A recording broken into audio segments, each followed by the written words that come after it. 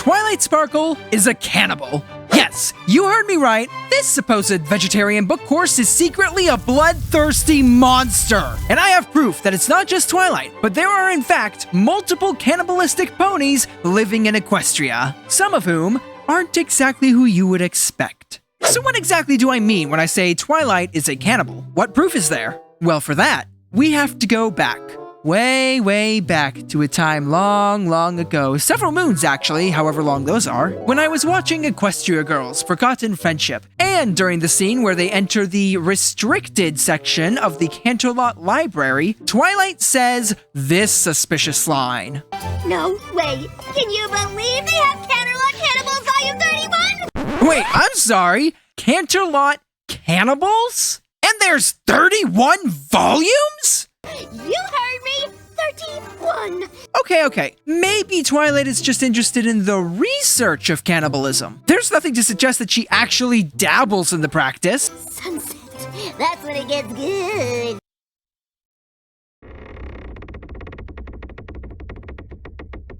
Well, I'm intrigued. This most certainly warrants further investigation. Twilight seems as though she is practically drooling at the idea of this. Seriously, why is she so obsessed with cannibalism to the point where she gets this excited over the idea? And she has likely read all 30 books on the topic. Now, I already hear some of you saying, come on, Star, this is Twilight. Of course she's going to go nuts over finding new books, regardless of what they're about. And you know what I say to that? Fair point. But guys, there is more to this. Let me ask you a question. Why exactly are there so many books on this topic? How much information could there possibly be on cannibalism? And specifically, it's cannibals that used to live, or potentially still do live, in Canterlot. Limiting the information in these books to a specific town, and still having enough to fill 31 books, all in the same series, tells me that these are not just history books. They can't be. So now I ask you another question. Why would a history book such as this be located in the restricted section? Answer: these are not history books. No, Canterlot Cannibals is a collection of cookbooks. This explains so much. It explains why they would need so many books. They just have that many recipes. But something I do have to wonder about is why Volume 31 in particular was restricted. What was it about this book that took things so far it had to be banned?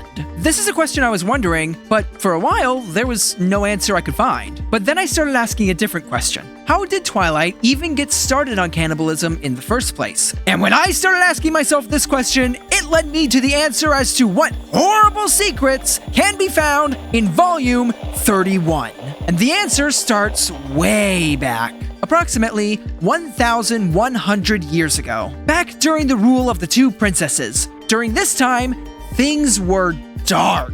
Before Canterlot was founded, ponies had made a practice of eating each other. This likely started because the Wendigos caused such famine that the ponies were left with few other options. And I already know what you're thinking. Princess Celestia would never allow that. She wields the elements of harmony. It's her job to keep ponies safe. She's kind, caring, yeah. Maybe she seems that way now. But guys, she was not always this way. Not by a mile. Keep in mind, this is the same pony who owns dark magic items, actively practices dark magic, and casually decorated her hallways with disembodied pony limbs hanging on the walls. It's just a dark hallway full of disembodied pony legs. Clearly, Celestia has no problem chopping ponies up and is sick enough to hang their limbs on the walls as decorations. And if she is twisted enough to do something like that, surely she would not only allow cannibalism in her country, if it's common practice, she would 100% partake in it. What if this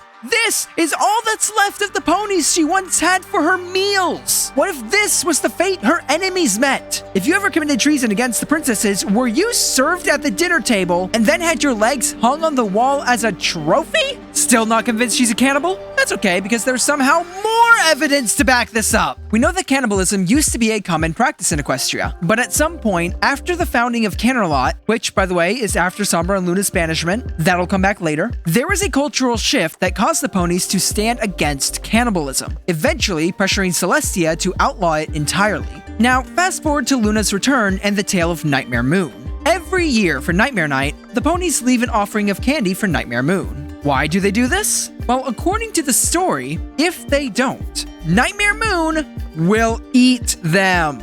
Now, they all know that Nightmare Moon is a pony. She's not a lion, a tiger, or a bear, just a pony like the rest of them. Meaning that, in theory, she should be vegetarian. But no, they all assume that she eats meat. And not just any meat, mind you, ponies specifically. My backside has been gobbled! And the reason is because she is from a time period where eating ponies was common practice. And so, word of Nightmare Moon eating ponies was passed down through the generations. And she is not the only one. We have canonical evidence from a second pony from this era who is confirmed to eat meat. And that pony is none other than King Sombra. Taking a look at this scene when King Sombra takes his pony form for the first time since returning to the Crystal Empire, notice how he chooses to attack Spike. First, he licks his lips, then opens his mouth as if he plans to chomp down on and eat Spike.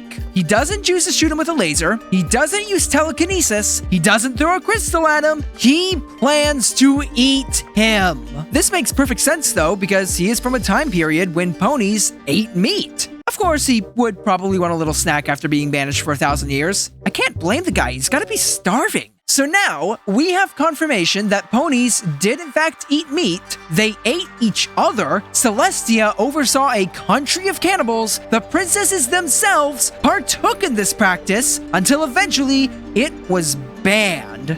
But that was all a long time ago. If it's been outlawed, then why would Twilight be a cannibal? Well, here's the interesting thing about human cannibalism. For some reason, human meat is very addictive. People who eat other people continue to crave humans. What if the same goes for ponies who eat other ponies? The law against cannibalism was put in place many years ago. All of the ponies who practice it have died off, leaving no addicts. All the ponies, except of course, for Celestia. Celestia is the only still living cannibal in Equestria. At least until Luna returns, that is. She still desires the taste of pony meat. And she's lonely having no pony around her to share this passion with. So what does she do? She slowly starts getting other ponies around her to start eating pony meat. Now it all makes sense why she makes her own pancakes. Oh yeah, it's all coming together.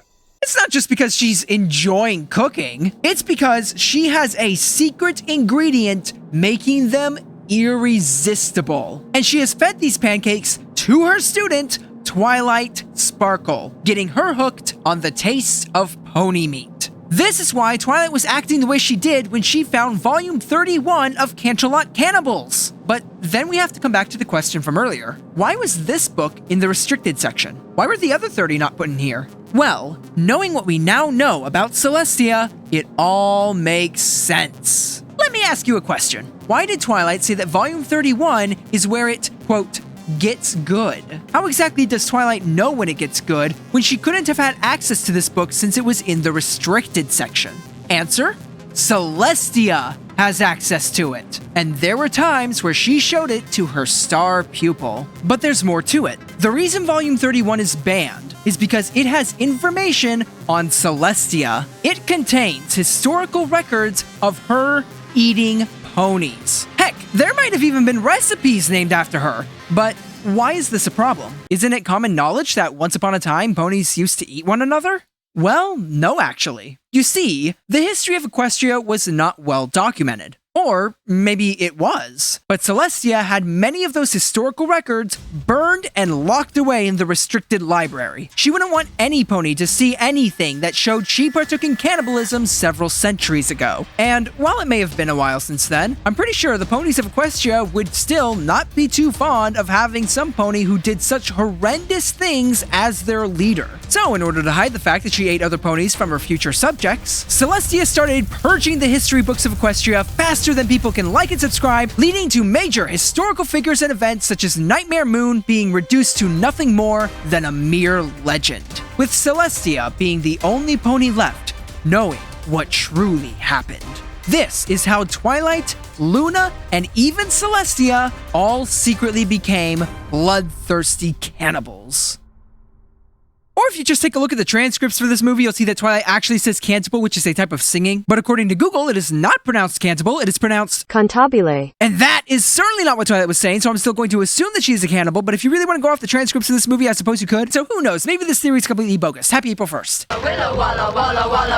But hey, you know what's not an April Fool's joke? The fact that you, yes, you, can pick yourself up some Star Strike merchandise by following the link in the description, or by following the link in this video, or by finding it in a dark alley at midnight. Every purchase comes with a guarantee that this is 100% stuff. You can do all kinds of things with your merch. Wear it, sail it, fly it, use it as a napkin, crash it on a deserted island. Write a sauce message on it, stick it in a glass bottle, then cast it into the ocean and never see it again. Gulp. So if you want to support me and get a little something in return, go ahead and pick something up for yourself, and I will see you on a deserted island.